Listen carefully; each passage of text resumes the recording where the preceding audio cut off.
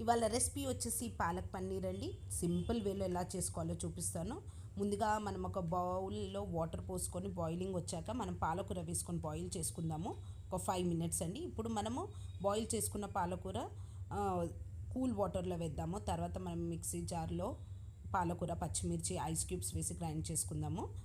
ఇప్పుడు ప్యాన్ పెట్టుకొని బటర్ వేసి ఆయిల్ వేసిన తర్వాత బిర్యానీ ఆకు, లవంగాలు, ఇలాచి, కాజు వేసుకొని ఫ్రై చేసుకుందాం. ఇప్పుడు మనం ముందుగా గ్రైండ్ చేసుకున్న పాలకూర పేస్ట్ వేసి మనం మూత పెట్టి మగ్గించుకుందామండి. ఇప్పుడు ఈ టైంలో మనము పసుపు, కారం, ధనియాల పొడి, గరం మసాలా ఇవన్నీ వేసి కూడా మిక్స్ చేసుకుందాము. అట్ ద సేమ్ టైం ఇప్పుడు మనం సాల్ట్ కూడా వేసుకోవాలి. తర్వాత మనం పన్నీర్ క్యూబ్స్ వేసి మళ్ళీ ఒకసారి మూత పెట్టి మగ్గించుకుందామండి.